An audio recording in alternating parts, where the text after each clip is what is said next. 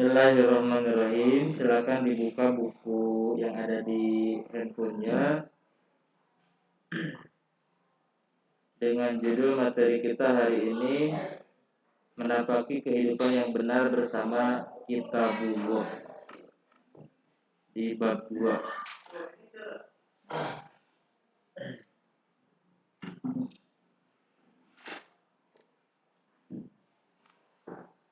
Selanjutnya silakan dibuka di halaman 62.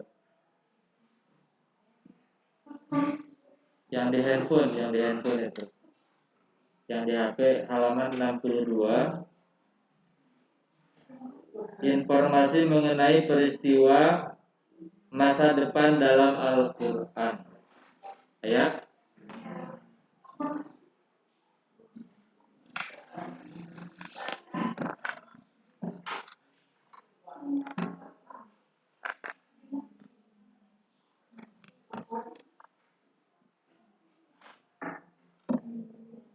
Coba dibaca oleh Davi Maulana.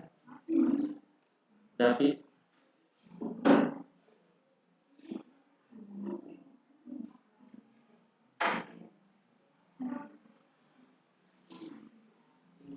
Informasi mengenai peristiwa masa depan dalam Al-Quran.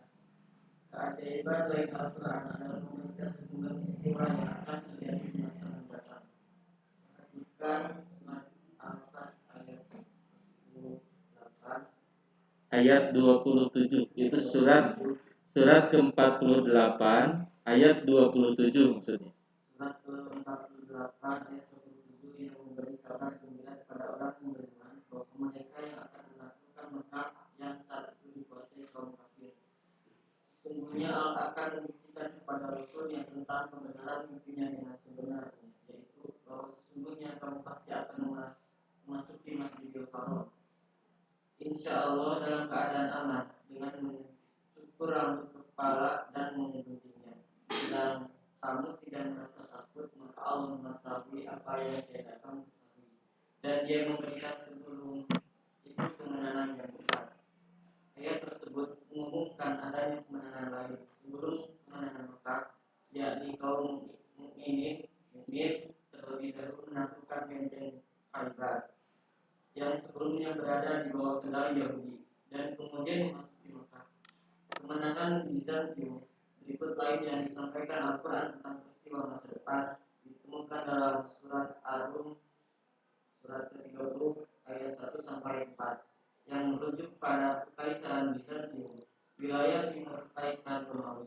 Melalui ayat ini disebut bahwa kekaisaran Bizantium mengalami kekalahan besar, tetapi setelah itu akan memperoleh kemenangan. Alif Lam Mim telah dikalahkan bangsa Romawi dan negeri yang terdekat, dan mereka sesudah dikalahkan itu akan menang. Lalu berapa tahun lagi bagi Allah lah urusan sebelum dan sesudah mereka menang. Ayat ini turun sekitar tahun 620 Masehi, hampir 7 tahun setelah kekalahan Bizantium Kristen di tanah Persia. Saat Bizantium kehilangan Yerusalem, kemudian Bizantium dalam waktu dekat akan menang, padahal itu hampir mustahil, apalagi merebut kemenangan kembali. Karena bukan hanya Persia, tetapi juga bangsa Afar, Slavia, dan Lombard menjadi ancaman serius bagi Bizantium. Kaisar Bizantium Parapius memerintah agar emas dan perak yang ada di gereja dilebur dan dijadikan uang untuk membiayai perang. Banyak gubernur memberontak melawan kekaisaran Parapius, sehingga kekaisaran berada pada titik runtuh. Mesopotamia, Fenisia, Syria, Palestina, Mesir, dan Armenia yang semula dikuasai oleh Bizantium diserbu oleh bangsa Persia. Whereas in God and history of the Byzantine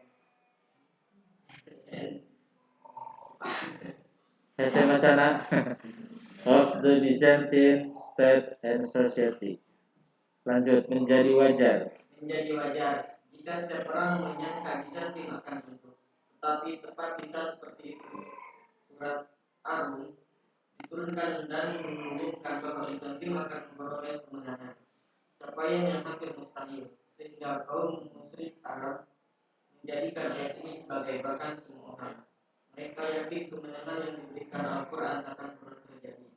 Namun, apa yang terjadi? Cerita-cerita setelah surat Al diturunkan pada Desember 627 Masehi, perang menentu antara Bizantium dan Persia terjadi di Nineveh. Bizantium secara mengejutkan mengalahkan pasukan Persia. Beberapa bulan kemudian, Persia harus membuat perjanjian yang mewajibkan pengembalian kemenangan Romawi yang diumumkan oleh Allah dalam Al-Quran secara ajaib menjadi kenyataan. Keajaiban lain yang diungkapkan dalam ayat ini adalah pengumuman tentang fakta biografis yang tak dapat ditemukan oleh seorang pun di masa itu, yakni berdasarkan surat Ar-Rum ayat ketiga, diberikan bahwa Romawi dikalahkan di daerah paling rendah bumi. Ungkapan Adnal Abdi dalam bahasa Arab diartikan sebagai tempat yang dekat. Namun ini bukan makna manusia dari kalimat tersebut, tetapi ini berupa penafsiran atasnya. Kata Adnan dalam bahasa Arab diambil dari kata Dani yang berarti rendah dan Arbi yang berarti bumi. Karena itu ungkapan Adnal Arbi berarti tempat paling rendah di bumi. Menariknya, fakta penting peperangan antara Bizantium dan Persia saat Bizantium dikalahkan dan kehilangan Yerusalem benar-benar terjadi di titik paling rendah di bumi, tepatnya di wilayah cekungan Laut Mati. Terletak di titik pertemuan wilayah yang dimiliki oleh Syria, Palestina dan Yordania. Laut Mati terletak 395 meter di bawah permukaan laut, sebuah daerah terbesar di bumi. Hal ini berarti Bizantium dikalahkan di bagian paling rendah bumi, persis seperti isi ayat. Menariknya lagi, ketinggian laut Mati hanya mampu diukur dengan teknik pengukuran modern. Sebelumnya, mustahil bagi siapapun mengetahui wilayah terendah di bumi. Namun melalui Al-Quran, daerah ini dinyatakan sebagai titik paling rendah di bumi. Demikianlah ini memberikan kita lagi bahwa Al-Quran dalam wahyu. Nah, setelah kita mendengar paparan yang barusan disebutkan, ini dalam rangka bagaimana meningkatkan keimanan kita terhadap kitab yang diturunkan oleh Allah. Karena Allah itu telah menurunkan beberapa kitab ke muka bumi ini, sampai-sampai semuanya itu ada 104 kitab.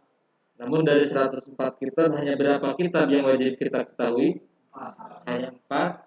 Yang pertama Al-Quran yang diturunkan kepada, yang kedua Zabur diturunkan kepada Nabi Daud, yang ketiga Taurat yang diturunkan kepada Nabi Musa, dan yang keempat Injil yang diturunkan kepada Nabi Isa alaihissalam. Maskernya harap dipakai ya, dipakai masker. Sadayana nganggo masker. Bapak ki nganggo masker enggak apa-apa. Kenapa harus pakai masker? Kita ini sampai bulan Oktober itu percobaan. Artinya kalau kita tidak taat kepada protokol kesehatan bisa nanti kita dicabut lagi izin untuk tatap muka yang dari sekolah. Nyana maskerna teh ternyata nyuhunkeun ka saung keur ditu teh, ka posko. Dik nyuhunkeun. Asa urang we perwakilan nyana saudara. Dik nyana. Saudara urang duaan. Tilu sok nyana. Oh nyana gitu mah tuh. Sok enggak.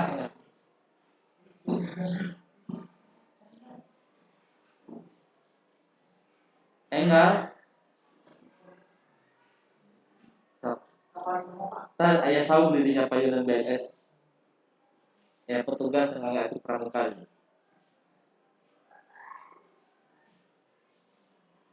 Nah, dalam paparan yang barusan itu membuktikan tentang betapa Al-Quran itu bukanlah sebuah kitab yang dibuat oleh manusia, bukan sebuah kitab yang ditulis oleh Rasulullah, tapi benar-benar kitab Al-Quran itu adalah kitab yang diturunkan oleh Allah. Jadi benar-benar firman Allah yang diturunkan melalui malaikat Jibril disampaikan kepada Nabi Muhammad SAW. Contoh tadi di atas, di antara bukti-bukti bahwa Al-Quran itu benar-benar firman Allah, Al-Quran memuat beberapa informasi-informasi tentang masa depan. Berarti pada waktu wahyu tersebut diturunkan, itu belum terjadi. Dan beberapa tahun kemudian ternyata benar-benar terjadi. Contohnya seperti peristiwa yang disampaikan oleh Allah di dalam surat Al-Fath, surat ke-48 ayat 27, yang menginformasikan tentang akan ditaklukkannya kota Mekah. Padahal pada waktu itu kondisi kaum muslimin sedang terjepit. Kalau tidak salah, ketika kaum muslimin sedang mempersiapkan parit dan akan diserang oleh pasukan Ahzab yang berjumlah 10.000 orang. Di saat-saat seperti itu, Allah memberitakan kepada kaum muslimin suatu berita yang bisa menimbulkan suatu optimisme yang luar biasa, bahwa suatu saat kota Mekah akan berhasil ditaklukkan. Dan benar adanya di akhir-akhir dakwah Rasulullah, sebelum Rasulullah wafat, Mekah berhasil ditaklukkan tanpa pertumpahan darah.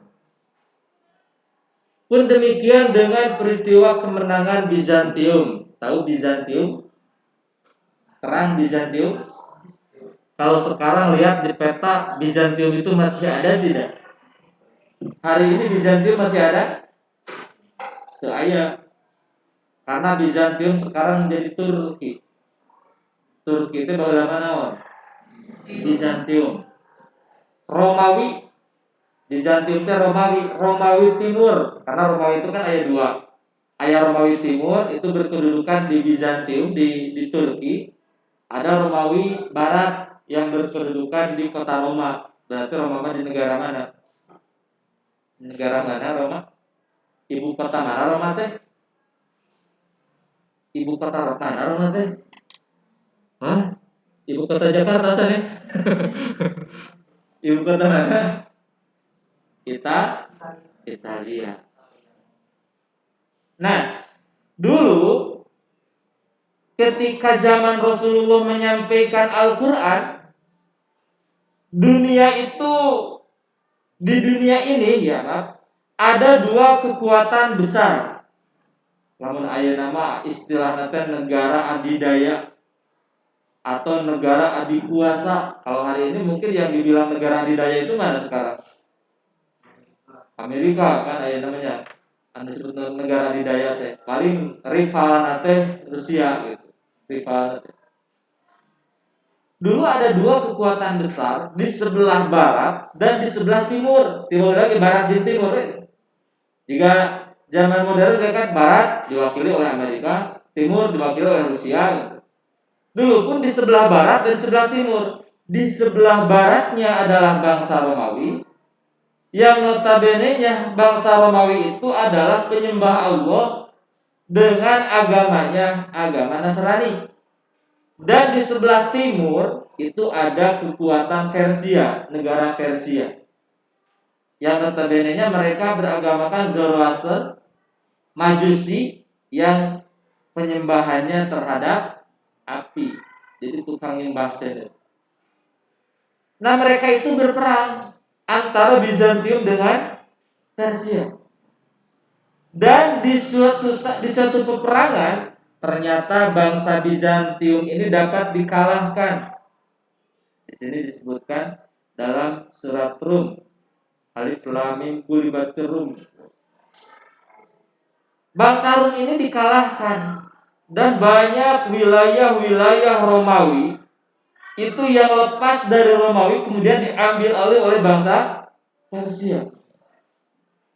Dan luar biasanya, peperangan antara Romawi dan Persia itu kalau zaman sekarang itu seperti nonton main bola di kalangan orang-orang musyrikin Quraisy. Namun ayeuna ningali rek main bola misalkan ya. Inggris rek lawan Brazil main bola. Bangsa Indonesia sok nonton. Oh sok kan nonton ya. Wah, Piala Dunia nonton. Terkadang bari nonton teh bari naon sih? Bari judi. Bener teh? Bari judi, taruhan. Sok cenah bakal menang. Bani piro cenah pasang naon kan gitu. Bari judi. Nah, kebiasaan judi tersebut ternyata ada dari semenjak musyrikin Quraisy itu parah ya jadi. Dan saya menerima kisah ini dari guru saya ketika saya di pesantren. Pada waktu itu katanya Abu Lahab itu mengajak berjudi kepada Abu Jahal.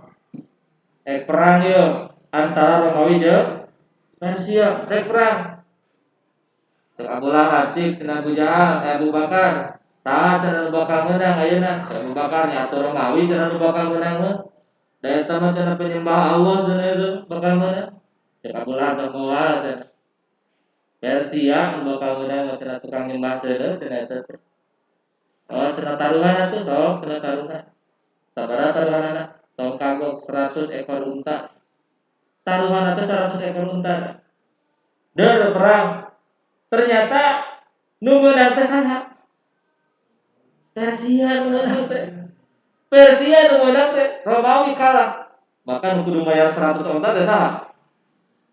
Abu Bakar tamayana ngaluarkeun 100 onta dipasikeun ka Abu Lahab. Da eleh naonna? Jadi nah orang-orang musyrikin Quraisy ini kemudian mengolok-olok kaum muslimin. Tuh cenah lihat orang Romawi yang sama-sama menyembah Allah beragamakan samawi dapat dikalahkan. Saya yakin kalian pun yang sama-sama menyembah Allah pasti akan dikalahkan. Berolok-olok. Kemudian Abu Bakar bertanya kepada Rasulullah, ya Rasulullah, bagaimana nanti selanjutnya? Apakah kalau terjadi perang lagi antara musyrikin antara Persia dengan Romawi, kira-kira mana yang menang?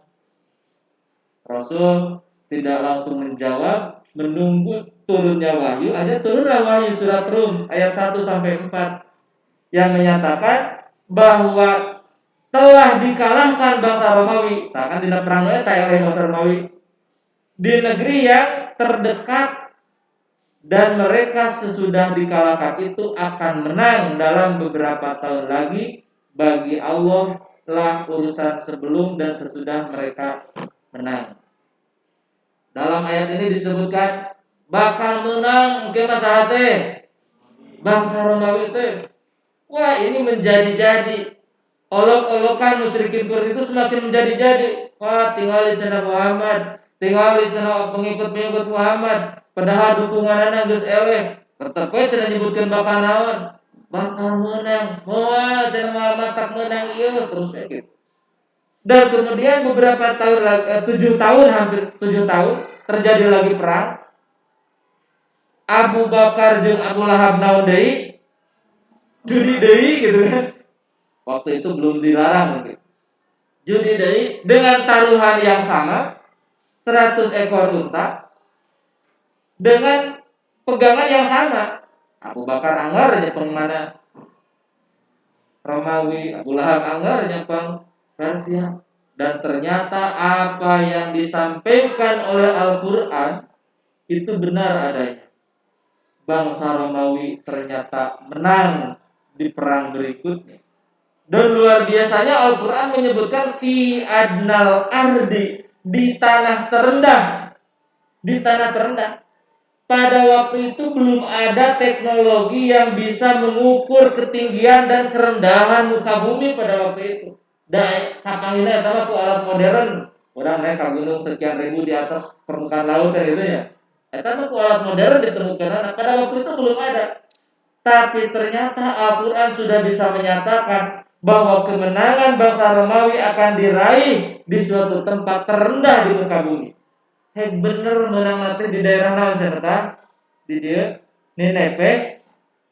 Ya, di daerah Nineve yang mana daerah tersebut itu merupakan titik terendah permukaan bumi. Sampai berapa ini terendahnya di sini disebutkan?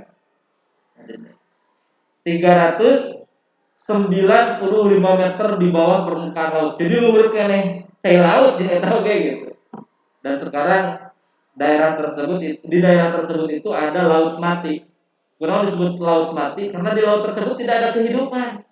Teu aya lauk hiji-hiji acan cenah gitu ya. Disebut laut mati. Dan kalau kita berenang di sana itu tidak usah pakai alat pelampung, orang bakal ngambang ngejai di sini. Karena kadar garamnya itu sangat tinggi. Meureun bakat tu sangat tinggi na kadar garam tapi kalau laut itu bisa naon? Teu bisa dihirup. Dan ini luar biasanya Al-Quran menyampaikan hal-hal yang pada waktu itu tidak dapat dijangkau, tidak dapat terjangkau pada waktu itu. Tapi Al-Quran bisa menyampaikan. Ini berarti bukti bahwa Al-Quran itu bukan buatan siapa? Bukan buatan manusia. Tapi Al-Quran itu benar-benar firman Allah yang diturunkan kepada Nabi Muhammad Sallallahu Alaihi Wasallam. Sekarang buka di halaman 64. 64.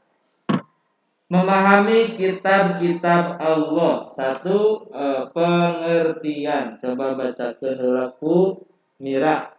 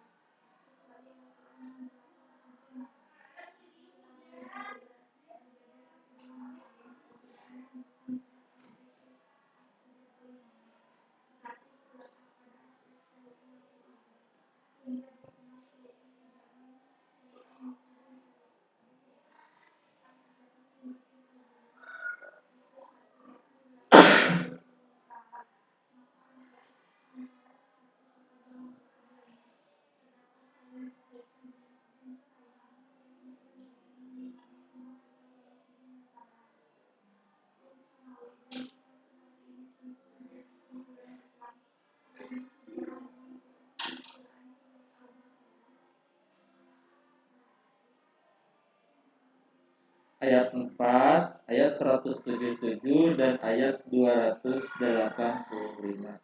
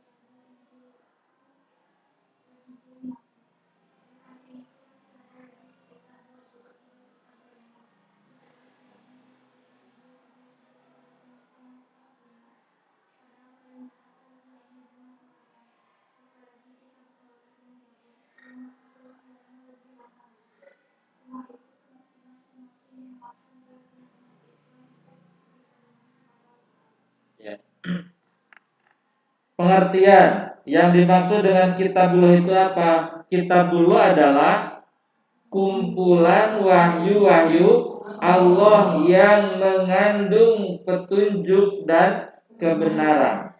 Kumpulan wahyu-wahyu Allah yang mengandung petunjuk dan kebenaran. Dikatakan dalam Al-Quran, sebutan kitab Al-Quran, itu terdapat beberapa wahyu Allah. Sampai berapa ayat di sana? Ada berapa ayat Al-Quran? 6.666 ayat. Dan ternyata yang 6.666 ayat itu tidak diturunkan secara sekaligus, melainkan diturunkan berangsur selama berapa tahun? Selama 22 tahun, 2 bulan, 22 hari. Kemudian dihimpun pada masa Abu Bakar As-Siddiq, dikumpulkan, dikodifikasi sehingga menjadi sebuah kitab. Dan pada masa Utsman bin Affan itu diperbanyak. Nah, jadi kembali ke pengertian yang dimaksud dengan kitabullah itu adalah kumpulan wahyu-wahyu Allah yang isinya adalah petunjuk dan kebenaran. Sementara pengertian kitab adalah wahyu Allah yang dibukukan. Di sini lihat ada 3 makna berkaitan dengan mengimani kitabullah. Bagaimana cara kita beriman kepada kitab Allah? Sedangkan kan kitab iman kepada kitab Allah itu termasuk kepada rukun imannya, percaya karena kitab-kitab Allah. Di sini disebutkan ada 3 poin yang harus kita miliki. Pertama, kita meyakini bahwa Allah telah menurunkan perdana ulah opat 104, bahwa Allah telah menurunkan 104 kitab. Hanya yang wajib kita ketahui 4. Kita luruskan saja. Allah telah menurunkan berapa? 104 kitab suci. Hanya yang wajib kita ketahui 4. Apa saja yang 4? Zabur, Taurat, Injil, dan Al-Quran. Awas itu dicatat ya. Mungkin bisa ditalaskan jawabannya sesuai yang di buku. Harus kita yakini bahwa Allah telah menurunkan 104 kitab. Hanya dari 104 kitab yang wajib kita ketahui berapa? Ada 4 saja. Poin yang kedua, Al-Quran menjadi kitab suci yang diturunkan terakhir, yang membenarkan sebagian ajaran sekaligus korektor terhadap ajaran kitab suci sebelumnya. Al-Quran itu adalah kitab yang terakhir diturunkan dari ke-104 kitab tersebut. Dan makna-makna yang terdapat di dalam 104 kitab yang telah diturunkan oleh Allah itu tercover semuanya di dalam Al-Quran. Maka di sini disebutkan membenarkan sebagian ajaran, artinya yang sudah disampaikan pada kitab terdahulu disampaikan pula pada kitab Al-Quran, karena memang maknanya sebenarnya tercover di Al-Quran. Kemudian korektor terhadap kitab suci sebelumnya, di mana kan Injil itu sudah mengalami beberapa kali perubahan. Bahkan setiap tahun katanya ada amandemen itu. Ada perubahan Injil setiap tahun. Nah, sesuatu yang isinya bertabrakan dengan Al-Quran berarti itu hasil merubah. Karena pada hakikatnya yang disampaikan di dalam semua kitab yang diturunkan oleh Allah, terutama dalam hal akidah, itu semuanya sama. Mengajarkan bertuhan satu.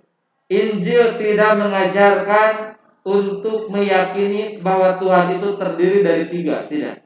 Tetapi Injil mengajarkan bertuhan satu. Pun demikian dengan kitab-kitab sebelumnya. Maka ketika bertabrakan dengan Al-Quran, isi kitab-kitab terdahulu, itu kita yakini itu hasil perubahan, bukan aslinya.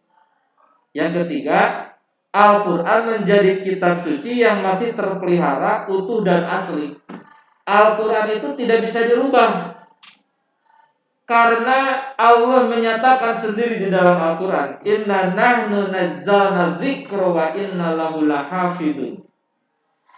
Kamilah yang telah menurunkan az-zikr. Az-zikr itu adalah Al-Quran. Dan kami pula yang menjaga keaslian Al-Quran. Al-Quran mah jangankan dirubah satu surat, dirubah satu ayat, dirubah satu harakat saja, itu akan ditemukan.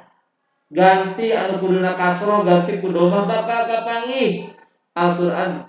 Kenapa demikian? Karena ada ilmu-ilmu khusus yang mempelajari tentang tata bahasa, sehingga akan rancu adanya ketika yang harusnya dibaca rofa kemudian dibaca nasab, yang harusnya doma kemudian dibaca fathah misalnya, akan mudah ditemukan. Maka Al-Quran itu sampai saat ini masih asli, ya, tidak ada perubahan-perubahan. Berbeda dengan kitab-kitab sebelumnya. Kitab-kitab sebelumnya, misal kitab Injil. Injil itu tadi sudah saya katakan itu sudah mengalami perubahan-perubahan. Kenapa demikian? Nabi Isa alaihissalam, saya pernah baca di dalam sejarahnya, ketika beliau diangkat ke langit, itu tidak menyerahkan sebuah kitab kepada pengikutnya. Ya, kitab pedoman tidak. Tapi Nabi Isa diangkat begitu saja. Terus dari mana orang-orang setelah Nabi Isa diangkat ke langit bisa mengetahui Injil?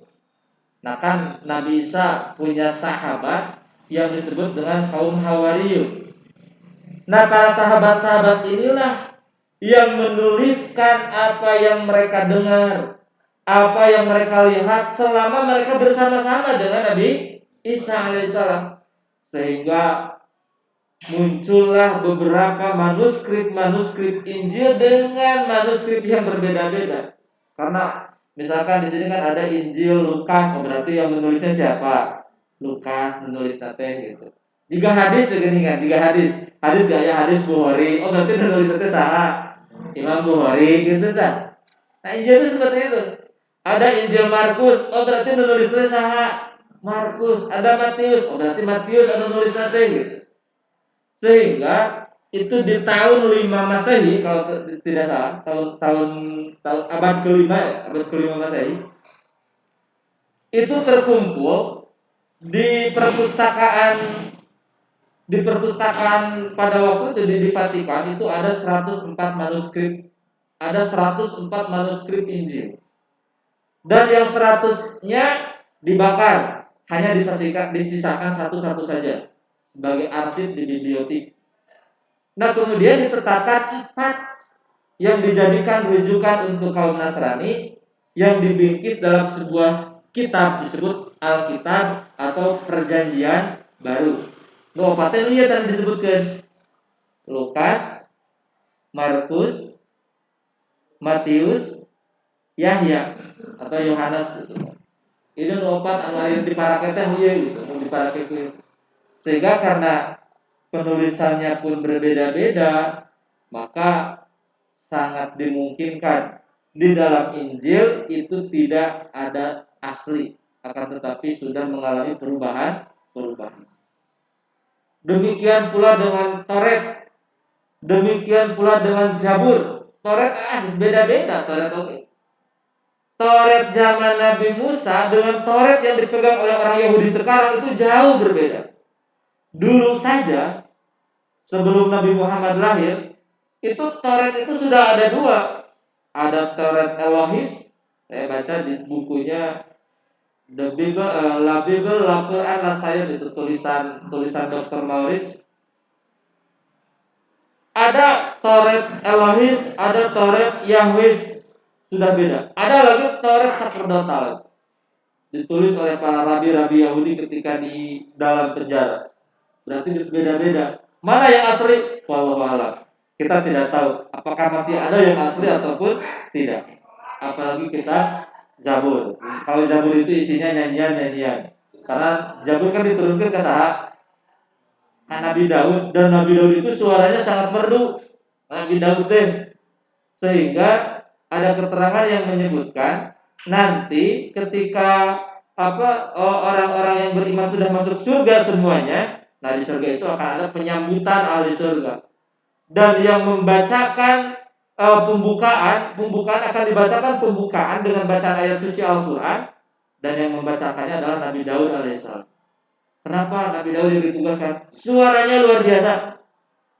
Saking indah-indah suaranya, entah benar entah tidak. Ketika Nabi Daud melantunkan bacaan-bacaan Zabur, ranting anu kemerang eureun heula gitu. Ngajeteun eureun heula. Saking terpukau dengan keindahan suaranya siapa? Nabi Daud alaihissalam. Maka isi dari Zabur itu adalah nyanyian-nyanyian. Ayeuna sok diparake di gereja. Mazmur diparake nyanyi poe Minggu gitu kan.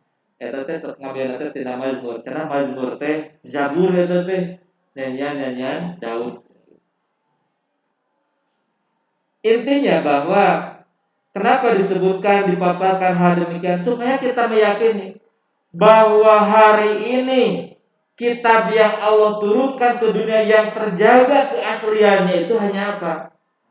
Hanya Al-Quran.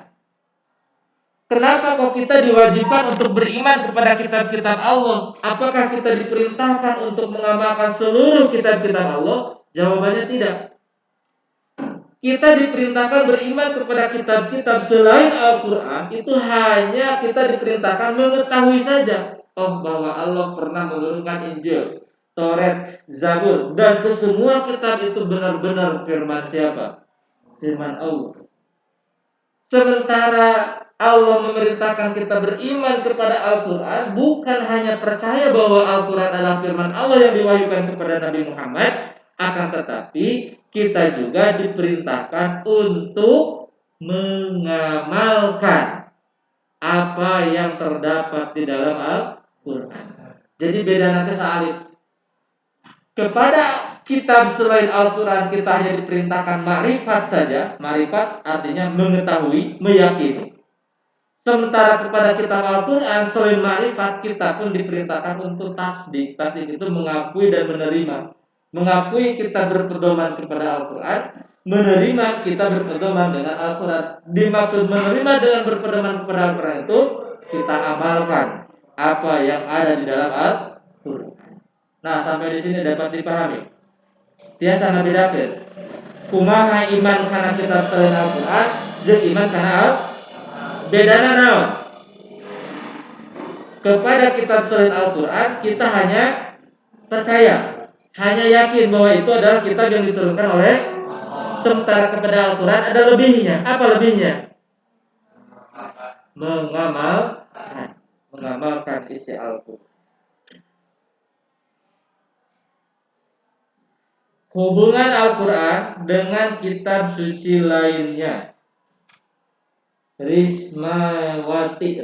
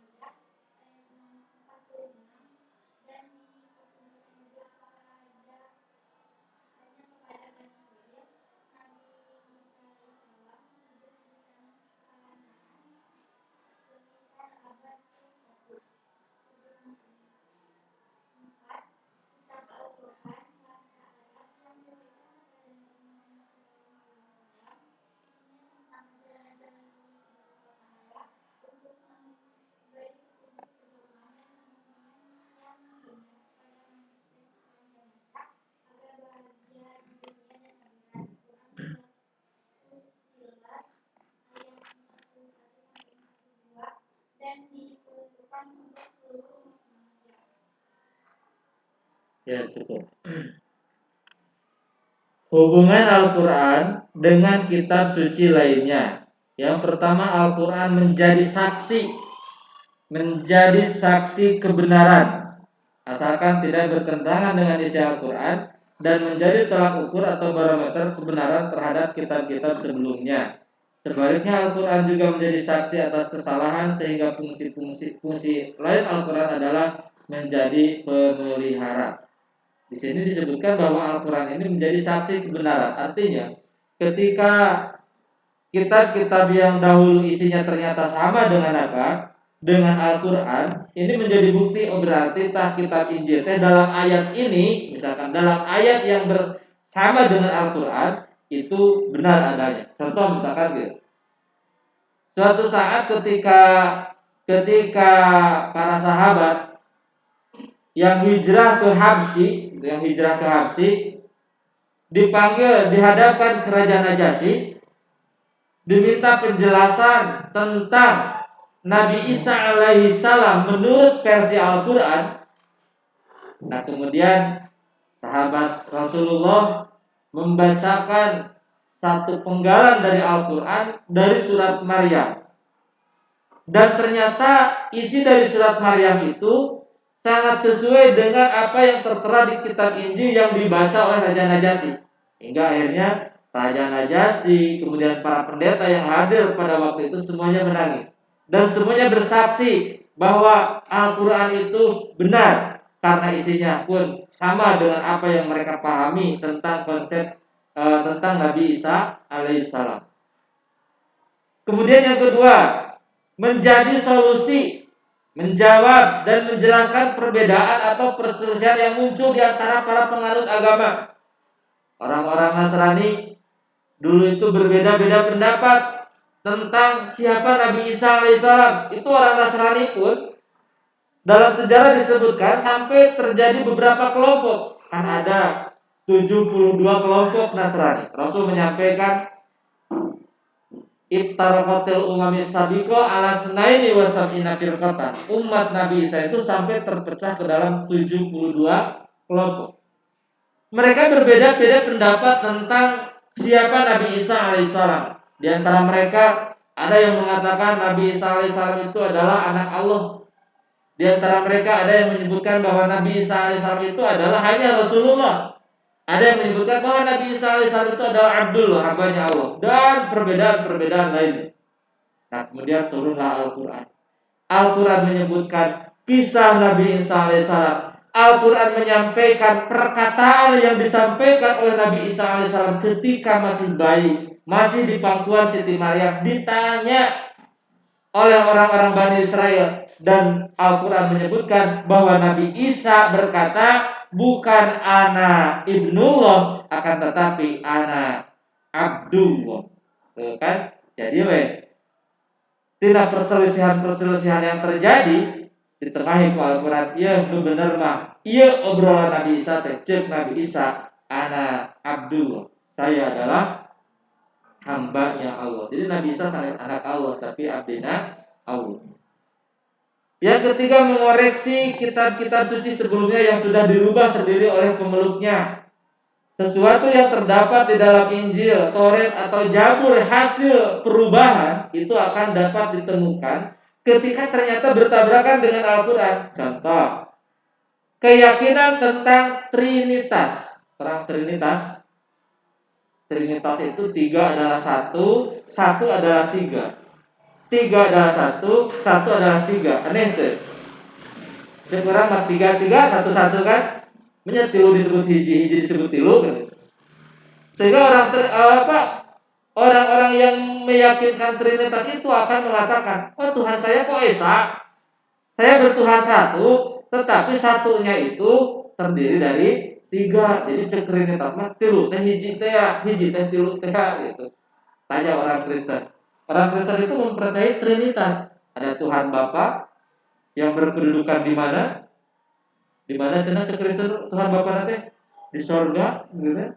Ada Tuhan Bapa di sorga, ada Tuhan Ibu teh Bunda Maria, ada Tuhan Anak, nyata Yesus Kristus. Nah, hal tersebut itu ditolak keras oleh Al-Quran. Artinya, keyakinan Trinitas itu tidak sesuai dengan ajaran yang disampaikan oleh Nabi Isa alaihissalam. Penolakan ini terdapat dalam kandungan Quran surat Al-Maidah ayat 73. Kemudian yang kedua, contohnya kedudukan dan penyaliban Nabi Isa alaihissalam. Bertahun-tahun orang-orang Bani Israel meyakini bahwa Nabi Isa itu benar-benar disalib, bahwa Nabi Isa itu benar-benar terbunuh, sehingga ada peringatan hari wafatnya Isa Al-Masih ya. Tidak kalender ayatnya.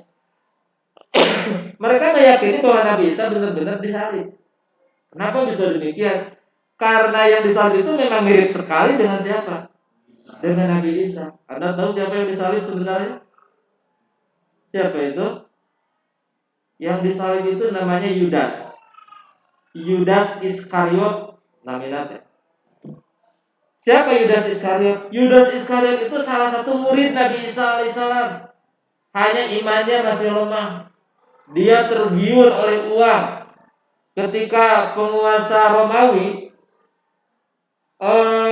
mengeluarkan sebuah namanya sayembara, barang siapa yang memberitahukan tempat persembunyian Nabi Isa itu akan dihadiahi berapa gitu. Nominalnya itu sabaraha. Nah, Yudas Iskariot kan karena dia muridnya Nabi Isa, dia tahu persembunyian Nabi Isa di mana. Kabita pernah tak? Hadiah. Kabita pun hadiah. Akhirnya Yudas Iskariot memberitahukan jalan tak, bagi pasukan Romawi dan orang-orang Yahudi ke tempat persembunyian Nabi Isa. Dan ketika sampai di sebuah gubuk saung, saung tempat persembunyian Nabi Isa, sebelum Yudas masuk ke dalam gubuk tersebut, Nabi Isa diangkat ke mana? Ke langit. Nabi Isa diangkat ke langit, Yudas masuk paling depan, dan ketika Yudas masuk paling depan, oleh Allah dirubah wajahnya menjadi seperti Nabi Isa alaihi salam. Jadi pas begitu pasukan masuk ke jerot, langsung ditewak ke sana. Yudas ditewak, dan wajahnya jadi mirip pisan. Ditewak, disarolip, kegorowokan ke Yudas. Saya bukan Yudas, saya bukan Yudas. Agarnya terpercaya bahwa wajahnya juga salah. Saya bukan Yudas, saya bukan Yesus. Agarnya tidak terpercaya betul. Agarnya disalib. Bahkan disalib Yudas ini berteriak-teriak. Saya baca di kitab Injil versi Barnabas, ada teriakan-teriakan Yudas. Yudas berteriak, Eloi, Eloi, lama sabachthani. Cek Yudas ini. Kerdina saliban deh. Eloi, Eloi, lama sabachthani. Bahasa Ibrani. Lalu diterjemahkan mah, ya Allah, kenapa kau tinggalkan aku? Gitu cek si Yudas teh. Nah, karena makiawe orang meyakini bahwa yang disalib itu bukan siapa? Bukan Nabi Isa alaihissalam, akan tetapi dia adalah orang yang diserupakan dengan wajahnya dengan Nabi Isa alaihissalam. Dari mana kita bisa meyakini dan tahu hal itu?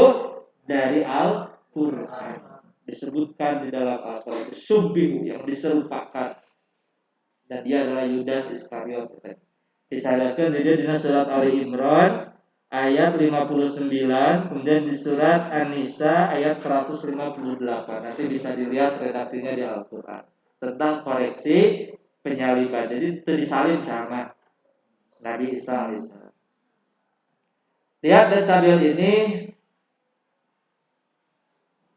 masing-masing kita berdasarkan urutan waktu turunnya. Panggilan turunnya berarti nanggela Kitab Zabur. Kitab Zabur dengan bahasa aslinya itu bahasa Kibti. Bahasa Kibti itu bahasa mana sih? Bangsa naon? Mesirnya. Mesir. Kalau dalam sejarah itu disebutnya Egypt, berarti bangsa Firaun itu. Firaun itu orang Egypt. Egypt, Mesir kuno. Nah, kitab Zabur ini isinya berbahasa Kibti. Diwahyukan oleh Allah kepada Nabi Daud, isinya doa, zikir, dan pengajaran dan hikmah isinya. Cek saha, cek Al-Quran. Disaurkan di Quran surat Al-Isra ayat 77 tentang isi dari kitab Zabur. Untuk siapa? Ini hanya diperuntukkan untuk Bani Israel saja. Berarti di luar Bani Israel tidak berhak mengamalkan apa? Zabur. Karena Zabur ini hanya berlaku untuk Bani Israel. Nabi Daud hidup di tanah Kanaan. Tanah Kanaan itu nama Palestina. Itu pada abad ke-10 sebelum Masehi. Berarti 1000 tahun sebelum Nabi Isa alaihissalam. Abad ke-10 berarti kan 1000 tahun sebelum Nabi Isa. Yang kedua kitab Taurat. Kitab Taurat berbahasa Ibrani. Bahasa Ibrani ini, Ibrani itu bahasanya orang-orang Israel asli, bahasa Ibrani. Nabi Ibrahim itu Ibrani. Yang diwahyukan kepada Nabi Musa alaihissalam, isinya tentang petunjuk dan cahaya kebenaran serta kisah perjalanan Bani Israel dan kekejaman Fir'aun. Ini berdasarkan di Quran surat Al-Maidah ayat 44. Dan ini pun sama diperuntukkan kepada Bani Israel. Nabi Musa hidup di Mesir, kemudian di Madian dan Sinai. Di Mesir karena Nabi Musa lahir di mana? Lahir di Mesir sampai usia muda, dan ketika Nabi Musa pemuda pernah membunuh tapi membunuhnya itu tengah aja berjalan-jalan yang para saya kulit hitam dan kulit putih di tengah salah sahijina kulit hitam maut kulit hitam. Kulit hitam itu bangsa Afrika, bangsa Kipti, bangsa Fir'aun. Nabi Musa takut, kemudian lari ke luar negeri, lari ke Madian. Di Madian berpenak dengan Nabi Syuaib, kemudian menikah dengan putri Nabi Syuaib, kembali lagi ke Mesir, dan ketika kembali ke Mesir berdakwah, dan setelah berdakwah dikejar-kejar oleh siapa? Fir'aun, kemudian melintasi Laut Merah dan akhirnya sampailah di Bukit Sinai. Sahate Nabi Musa. Yang ketiga kitab Injil, bahasanya bahasa Suryani. Nah, saya kurang tahu nih bahasa Suryani itu bangsa mana gitu. Yang diwahyukan kepada Nabi Isa alaihissalam, isinya tentang petunjuk dan penerangan sesuai dengan firman Allah di Quran surat Al-Maidah ayat 46. Ini juga sama, Injil itu diperuntukkan hanya untuk Bani Israel saja. Berarti orang Indonesia sebenarnya berhak untuk mengamalkan Injil teh, karena ini hanya untuk Bani Israel. Nabi Isa sama hidup di tanah Kanaan di Palestina sekitar abad 1 Masehi. Nabi Isa, karena memang Masehi itu dihitungnya dari kelahiran Nabi Isa alaihissalam. Selanjutnya yang keempat Al-Quran. Al-Quran berbahasa Arab, ini maklum ya kita ketahui, yang diwahyukan kepada Nabi Muhammad SAW. Isinya tentang ajaran Allah untuk memberi petunjuk, pedoman, dan bimbingan yang benar kepada manusia sepanjang masa agar bahagia dunia dan akhirat. Sesuai dengan firman Allah Quran surat Fussilat ayat 41 dan ayat 42. Dan kitab Al-Quran ini diperuntukkan untuk seluruh manusia. Jadi di sini dapat ditemukan bedanya kitab-kitab terdahulu dengan Al-Quran itu salah satunya adalah peruntukannya. Kalau kitab-kitab terdahulu itu hanya diperuntukkan untuk bangsa tertentu. Injil, Taurat, dan Zabur itu hanya untuk bangsa Israel saja. Untuk bangsa Israel saja. Dan ini pun diakui oleh Injil. Saya pernah membaca di kitab Injil, dan memang di bumi gaduh kitab Injil. Saya punya. Tapi versinya versi Barnabas, bukan versi Lukas, Markus, Matius, bukan. Berarti orang Kristen kita membaca Injil yang ada di saya itu. Di Injil tersebut disebutkan suatu saat Nabi Isa alaihissalam sedang duduk di atas batu. Kemudian datang seorang wanita tua bangsa Sumeria memanggil-manggil Nabi Isa dengan panggilan, "Wahai Tuhanku, wahai Tuhanku, tolong sembuhkanlah anakku yang sedang sakit." Karena dia tahu bahwa Nabi Isa bisa menyembuhkan orang sakit. Terus apa yang dikatakan oleh Nabi Isa? Nabi Isa mengatakan di sana, "Oh wahai ibu, mohon maaf saya tidak diutus melainkan hanya untuk menyelamatkan domba-domba Allah yang tersesat." Di Injil itu. Artinya Nabi Isa itu menolak memberi bantuan kepada bangsa Sumeria karena bangsa Sumeria itu bukan bangsa Israel. Sementara Nabi Isa mengakui bahwa dirinya itu hanya diutus untuk domba-domba Allah yang tersesat. Yang dimaksud dengan domba-domba Allah yang tersesat di sana adalah bangsa Israel. Dan memang orang-orang Israel tersesat. Mereka sudah merubah Taurat. Diutuslah Nabi Isa untuk mengembalikan mereka kepada jalan yang benar. Jadi Nabi Isa ini tengah salian di bangsa mana? Israel, karena Nabi Isa hanya diutus untuk bangsa Israel saja. Sementara Nabi Muhammad dan Al-Qur'annya itu berlaku untuk seluruh manusia. Berikut ini ayat menjelaskan tentang keberadaan kitabullah. Pertama Quran surat Ali Imran ayat 3 sampai 4. Tinggalin ininya. A'udzubillahi minasyaitonirrajim. Min qablu hudal linnasi wa anzalal furqan. Innal ladzina kafaru bi ayatillahi lahum adzabun syadid. Wallahu azizun dzuntiqam. Sebelumnya sebagai petunjuk bagi manusia min qablu, yang dimaksud min qablu ini kan ada kalimat yang dihilangkan. Min qablu ada mudhof ilaih yang dihilangkan ditandai dengan adanya domah di atas. Ini menyebutkan bahwa sebelum diturunkannya Al-Qur'an itu ada kitab-kitab sebelumnya yang isinya hudal linnas, sebagai petunjuk bagi manusia. Kemudian wa anzalal furqan, dan dia menurunkan Al-Furqan. Berarti di ayat ini Allah menyebutkan selain menurunkan Al-Quran, Allah juga menurunkan kitab-kitab sebelumnya yang isinya petunjuk bagi manusia. Kemudian Ali Imran ayat 23. Alam tara ilal ladzina utu nasiban minal kitabi yud'auna ila kitabillahi liyahkuma bainahum summa yatawalla fariqum minhum wa hum mu'ridun. Tidakkah kamu memperhatikan orang-orang yang diberi bagian, yaitu kitab Taurat? Mereka disuruh kepada kitab Allah supaya kitab itu menetapkan hukum di antara mereka. Kemudian sebagian mereka berpaling dan mereka selalu membelakang kebenaran. Dalam ayat ini Allah menceritakan tentang kitab Taurat yang pernah diturunkan untuk Bani Israel. Akan tetapi ternyata Bani Israel itu berpaling dari kitab Taurat, bahkan merubah kitab Taurat, hingga akhirnya Allah menurunkan koreksi untuk kitab Taurat, yaitu kitab Injil. Itu kan disebut lamun Taurat perjanjian lama, disebut Injil itu perjanjian baru. Dan ternyata Injil pun sama, mereka abaikan.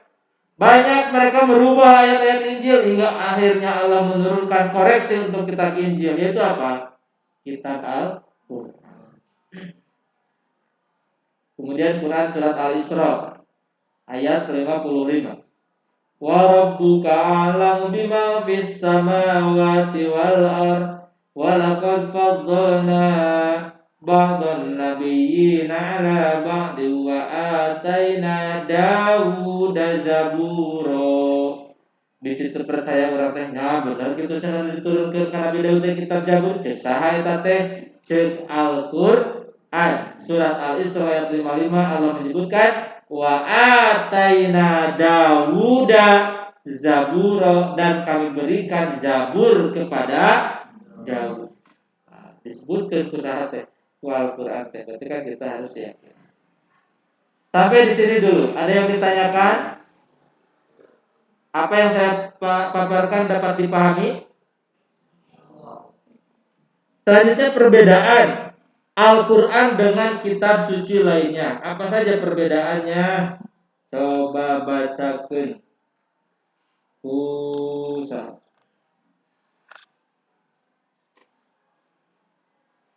Risma Yanti.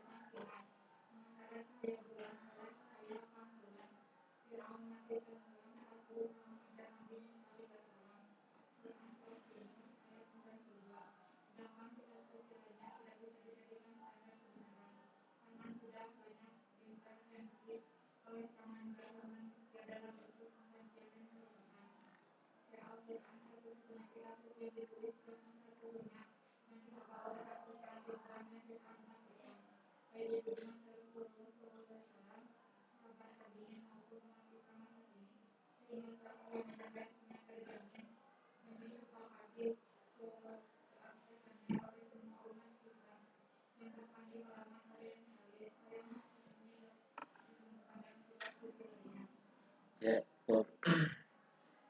perbedaan Al-Quran dengan kitab suci lainnya. Yang pertama, Al-Quran menjadi satu-satunya kitab suci yang masih utuh dan dijamin keasliannya. Tadi kan sudah disebutkan, Inna nahnu nazzalna dzikra wa inna lahu lahafidun. Jadi yang dijamin keasliannya, tagnya sampai sekarang itu Al-Quran. Kenapa bisa demikian? Karena luar biasa itu kehati-hatian dalam pembukuan Al-Quran, kehati-hatian dalam pengumpulan Al-Quran. Sebelum Rasulullah wafat, Rasulullah itu diuji dulu oleh malaikat Jibril. Disuruh membacakan ayat Al-Quran dari mulai wahyu yang diturunkan sampai terakhir diturunkan. Wahyu yang pertama kali diturunkan itu surat apa? Surat Al-Alaq ayat 1 sampai 5. Yang terakhir surat apa yang terakhir? Surat Al-Maidah ayat berapa? Ayat seberapa? Ayat 3. Yang terakhir diturunkan itu surat Al-Maidah ayat 3. Yang pertama Al-Alaq ayat 1 sampai 5. Ini penting diketahui. Wahyu yang pertama kali diturunkan Al-Alaq ayat 1 sampai 5 di mana dan ketika sedang apa? Di Gua Hira ketika Nabi sedang bertahanus. Nabi bertahanus menyendiri. Di Gua Hira datang Jibril.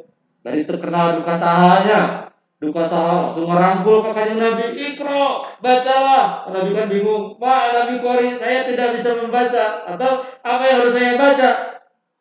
Dirangkul di sana, Nabi Muhammad, Iqra, bacalah sampai 3 kali. Ruas Nabi Muhammad gak ngadeg gitu. Atau baru pertama kali bertemu dengan Jibril, can kenalan can naon, ujung-ujung naon.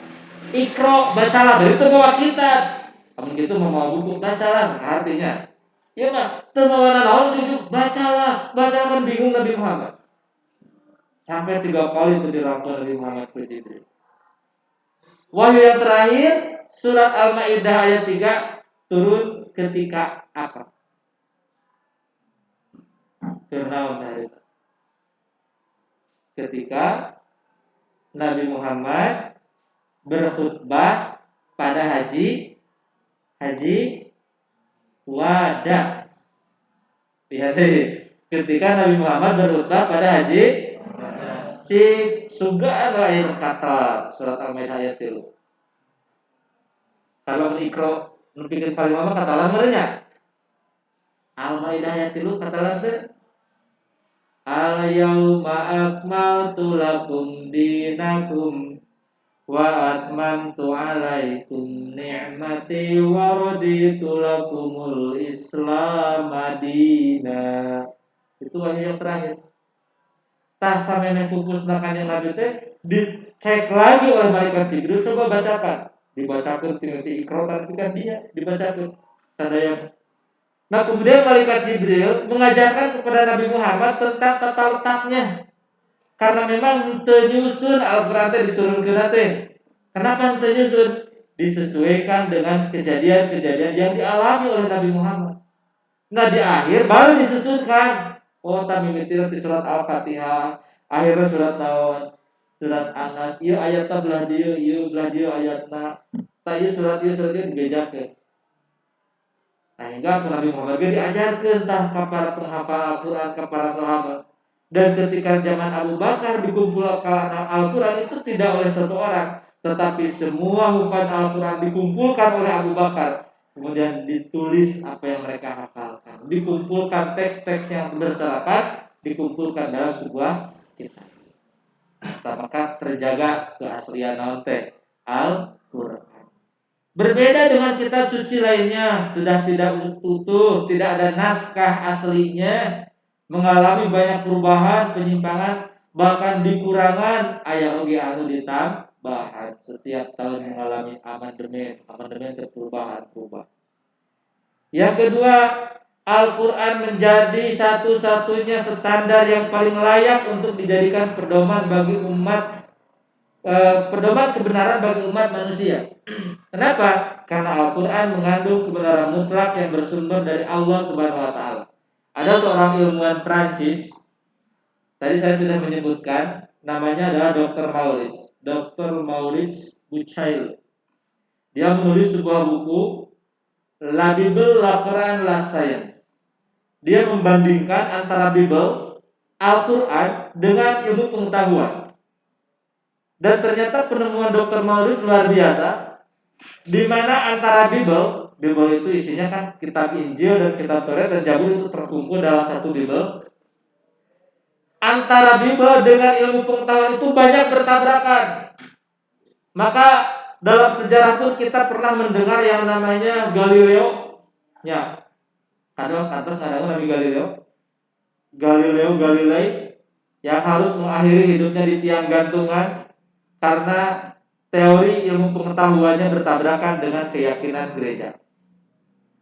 Ada juga Nicholas Copernicus yang mengajarkan kepada kita tentang teori heliocentris, di mana matahari merupakan pusat tata surya.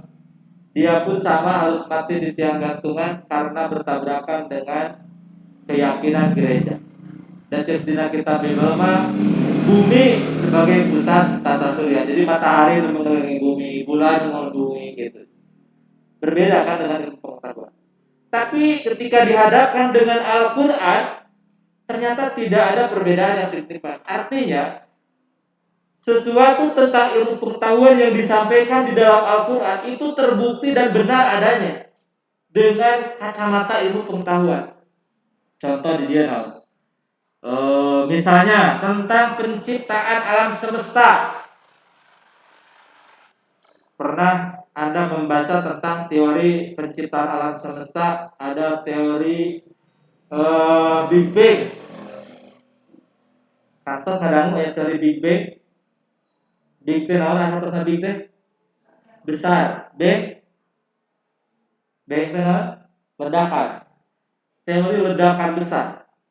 Di mana alam semesta ini diawali dari sebuah kesatuan antara seluruh yang ada di alam raya ini. Ada sebuah kesatuan planet yang besar, kemudian meledak, dan dari ledakan tersebut jadilah pecahan-pecahan kecil, planet-planet, kemudian ada bintang-bintang, ada asteroid dan sebagainya. Itu dari pecahan itu. Ternyata ada di dalam Al-Quran yang menyebutkan bahwa langit dan bumi asalnya satu kesatuan, kemudian fafatak nalumarot, kemudian diledakkan dalam satu ledakan. Oh berarti secara ilmu pengetahuan dan Al-Quran sesuai, bukan? Sesuai. Padahal waktu itu Al-Quran orang-orang belum banyak meneliti tentang hal itu. Baru-baru mikirkan penciptaan alam semesta. Waktu yang pertama ibadah nabiran masih kena karena berhala. Waktu hari Al-Quran diturunkan. Contoh yang lain. Alam semesta diciptakan dalam 6 hari. Matahari memancarkan sinar. Matahari memancarkan sinar, sementara cahaya bulan adalah cahaya pantulan. Eta ku Al-Quran disebutkan. Dan itu ditemukannya kadieu-kadieu. Bahwa menyangka bahwa bulan itu bukan sinar sorangan we gitu. Tapi ternyata setelah diteliti, yang benar itu Al-Quran, bahwa cahaya bulan itu bukan cahaya asli bulan, akan tetapi cahaya matahari yang dipantulkan oleh bulan. Dan ketika bulan kehalangan ke bumi mah sama gak yaitu bulan tehnya. Dan itu Al-Quran sudah menyebutkan. Kemudian Fir'aun mati tenggelam saat berusaha mengejar Nabi Musa alaihissalam. Disaurkan di Al-Quran bahwa jasad Fir'aun itu tenggelam di Laut Merah. Dan ternyata itu ditemukan jasad mumi seorang Fir'aun. Karena Fir'aun mah lobanya. Dan tambah ngaran jabatan. Fir'aun itu nama jabatan juga presiden gitu. Fir'aun itu nama jabatan. Ditemukan ada salah satu mumi Fir'aun yang namanya itu Mineftah II. Sanes Mineftah mah anu ngurus Nabi Musa.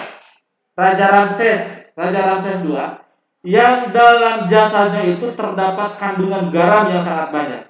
Oh berarti eta teh bener kapangina di mana? Di laut kapangina teh.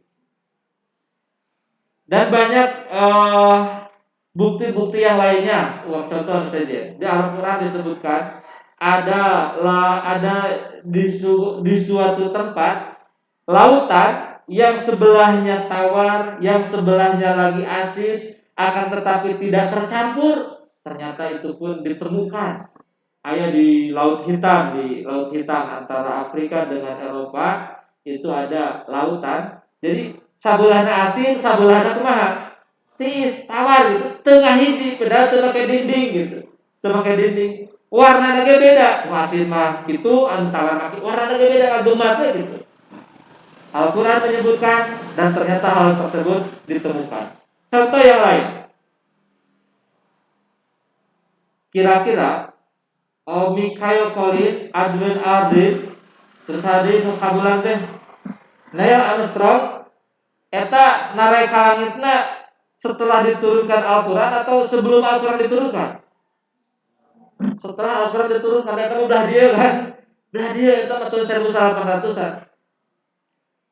Dan mereka membuktikan sendiri bahwa ternyata di luar angkasa itu hampa udara.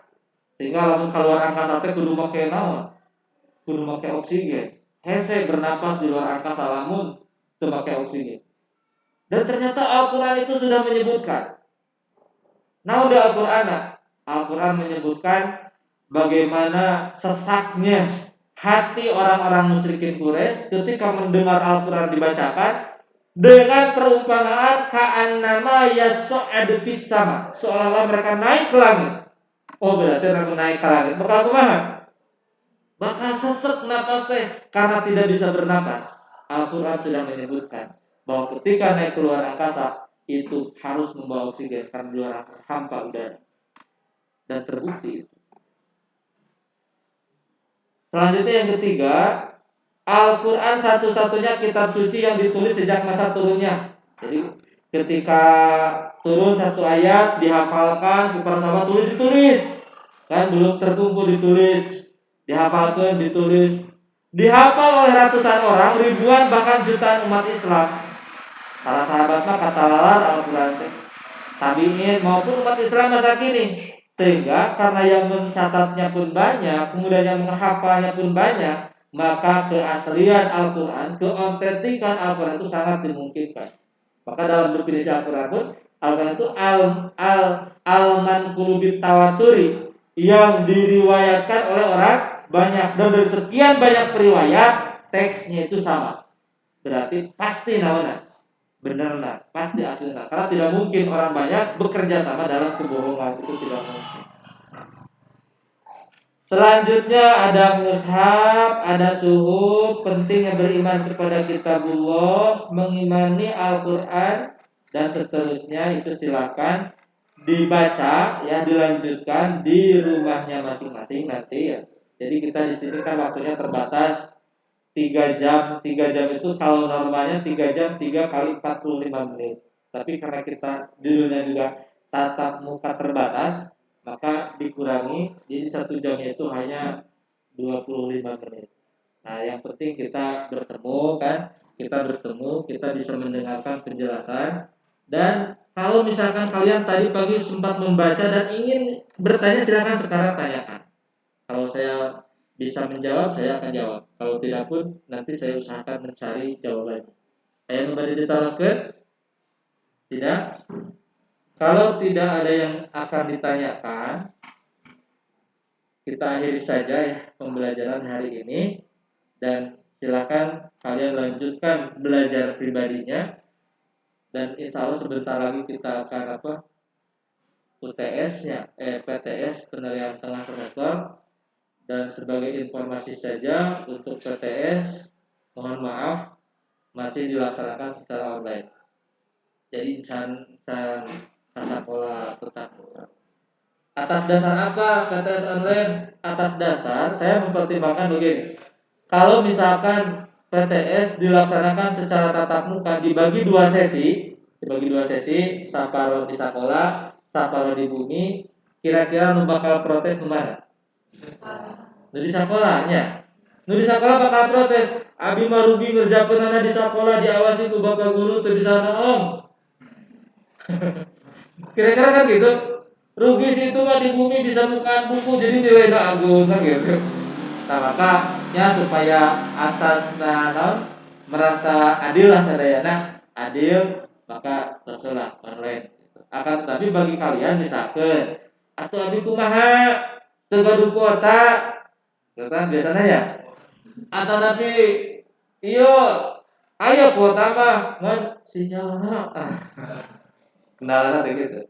Sinyalna sok we bisi bade ka sakola gitu nya. Ka sakola tapi anggar ngerjakeun kumaha? Online, anggar. Di sekolah mau diawasi moal. Jadi sami gitu di sanes. Silakan cari tempat yang senyaman-nyamannya, cari anu sakirana sinyalna kuat dan terkadang dapat sok menerima keluhan. Gini nu abi mah teu tiasa lanjut, gini nu abi mah kieu. Itu semua kendalanya dari apa? Dari sinyal eta teh kendala. Karena kalau misalkan kendala dari sistem, sadayana kudu terkendala. Kenapa hanya sebagian? Jawabannya naon? Mantap pilari anu sinyalna kuat gitu ya. Lamun teu gaduh kuota teangan anu ngagratiskeun wifi. Bukan kumaha we carana nya. Kumaha carana yang penting kegiatan pembelajaran dapat kita laksanakan. Evaluasi pun dapat kita laksanakan. Itu saja pembelajaran hari ini, kita akhiri dengan bacaan hamdalah. Alhamdulillahirabbil alamin. Allahumma muwaffiq ila aqwamit thoriq. Wassalamualaikum warahmatullahi wabarakatuh.